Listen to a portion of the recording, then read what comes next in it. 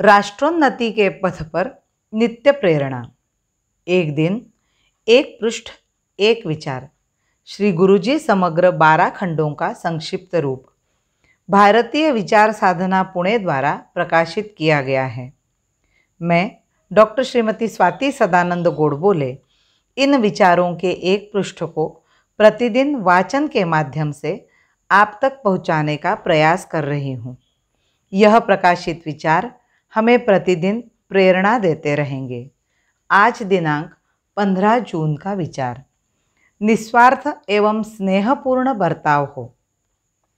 अन्यान्य कार्य में यह अनुभव होता है कि व्यक्तियों के स्वार्थ, मत, आग्रह की बाधा पैदा होकर संगठन का सुव्यवस्थित कार्य का सूत्र खंडित होता है।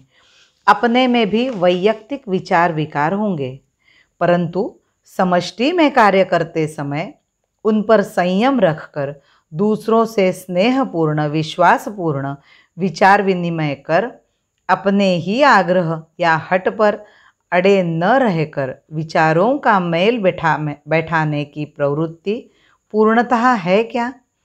सहयोगियों पर प्रेम, विश्वास, मतभिन्नता में भी आग्रह त्याग कर एकता की दृष्टि हम में कितनी मात्रा में आई है?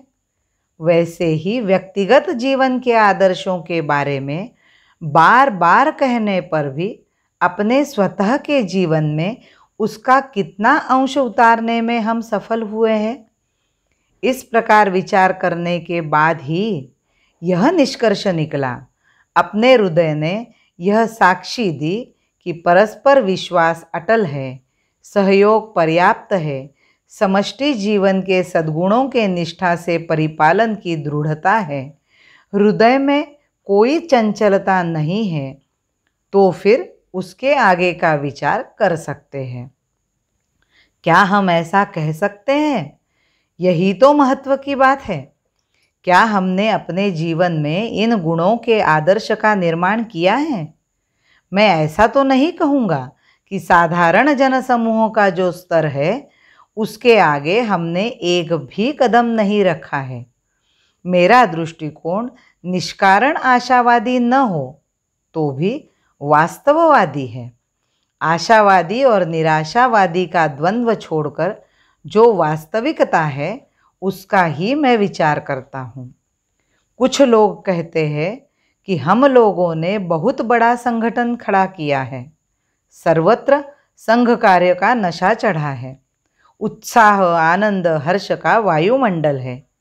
परंतु दूसरे जो सूक्ष्म विचार करने वाले हैं कहते हैं कि इन लोगों ने कौन सा परिवर्तन लोगों के जीवन में लाया है? स्वार्थ की प्रवृत्ति वैसी ही है।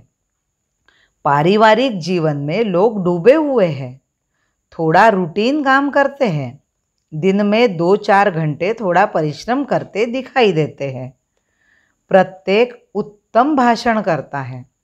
आज देश का वायुमंडल स्वार्थ से भरा हुआ है।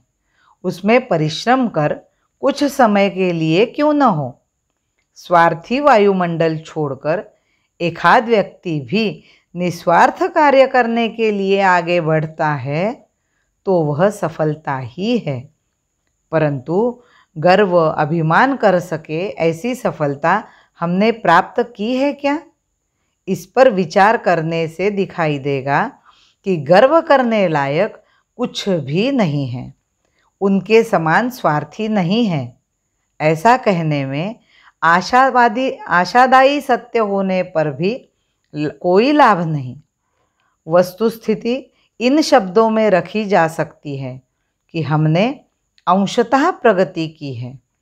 अपने में कुछ लोग निश्चय ही ऐसे निर्माण हुए हैं जिन्होंने अपना सारा ध्यान कार्य पर ही केंद्रित किया। परिश्रम, संकट, भोजन मिले न मिले, किसी की भी चिंता नहीं की। आपत्ति में भी अंतःकरण दृढ़ और अविचल रखा। ऐसे व्यक्ति अन्यत्र नहीं दिखाई देते हैं, किंतु अपने में निर्माण हुए। यह वास्तविकता है, प्रगति का अनुभव दिलाने वाला निश्चित कदम है। इच्छानुसार सफलता न मिली हो, फिर भी कदम आगे बढ़ा है और आगे बढ़ने की प्रवृत्ति है। ऐसा संतोष देने वाला आशादायी चित्र दिखाई देता है।